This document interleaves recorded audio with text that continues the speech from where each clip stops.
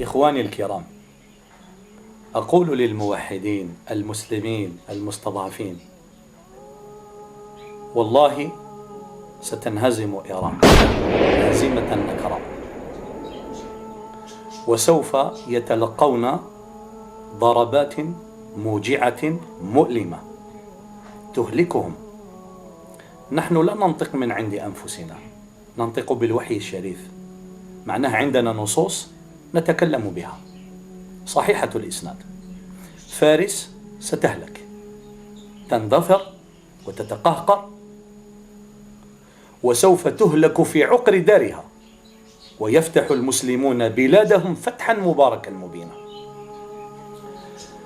خرج البزار في مسنده، والبيهقي في دلائل النبوة، والمستغفري ونعيم بن حماد الخزاعي، وإسناد هذا الحديث جيد، عن أبي هريرة رضي الله تعالى عنه قال: قال رسول الله صلى الله عليه وسلم: أول الناس هلاك فارس، ثم العرب، إلا بقايا من ها هنا وها هنا، وأشار بيده إلى الشام.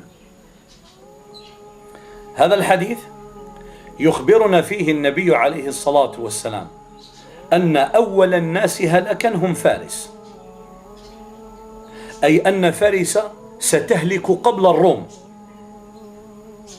وأن الروم سوف يعيشون بعد هلاك فارس إلى أن يفتح المسلمون الروم. أول الناس هلاك فارس، ثم العرب، أي سيهلك العرب. العرب سيهلكون لا شك في ذلك، لكن هذا الهلاك ليس هلاك استئصال أو هلاك إبادة، وإنما يصيبهم هلاك بسبب اجتماع الأمم عليهم أو ضدهم.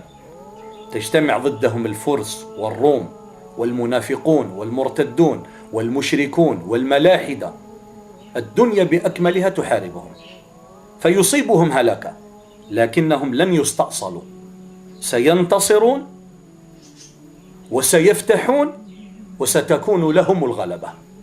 أول الناس هلاكا فارس، فارس ستهلك قبل الروم. روى مسلم في كتابه الصحيح أن النبي عليه الصلاة والسلام قال: تغزون جزيرة العرب فيفتحها الله، ثم تغزون فارس فيفتحها الله، ثم تغزون الروم فيفتحها الله، ثم تغزون الدجال فيفتحه الله. نافع بن عقبة قال: يا جابر، لا نرى الدجال يخرج حتى تفتح الروم، أي يفتح المسلمون الروم، بلاد الروم، ويفتحون روما على وجه الخصوص، ثم يخرج بعدها الدجال. هذه نصوص صحيحة الإسناد. أول الناس هلاك فارس. البغي سيف ينتقم الله به ثم ينتقم منه. عداوة الفرس للمسلمين ترجمت بالسيف والتنكيل ضد العرب وضد المسلمين السنة، هذا سبب دمارهم وخرابهم. سيهلك فارس قبل هلاك العرب، أول الناس هلاكا فارس، وسبب هلاكهم ظلمهم. ينقض عليهم المسلمون ويقطعون شرهم ويكسرون شوكتهم ويفتحون عقر دارهم كما جاء في الحديث، فيهلكونهم هلكة لا يرفعون بها رأسا بعد ذلك. لن تقوم للمجوس دولة قوية بامتداد عبر القرون مثل ما كانت للإمبراطورية الفارسية الأولى صولة وجولة في الأرض. يريدون اليوم إحياء الإمبراطورية الفارسية، كلا. النبي عليه الصلاة والسلام يقول: إذا هلك كسرى فلا كسرى بعده. تكون لهم قوة مثل ما هي عليه اليوم، ميليشيات يصولون ويجولون سرعان ما يزولون.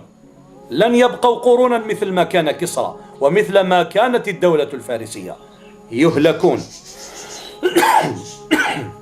أول الناس هلكا فارس، تهلك قبل العرب، تهلك قبل الروم،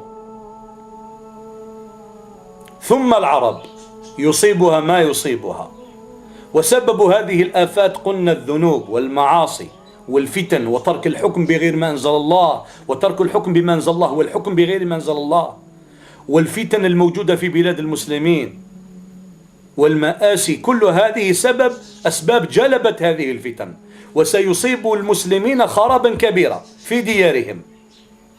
ويل للعرب من شر قد اقترب. فهذا الشر اليوم ترجم ميدانيا.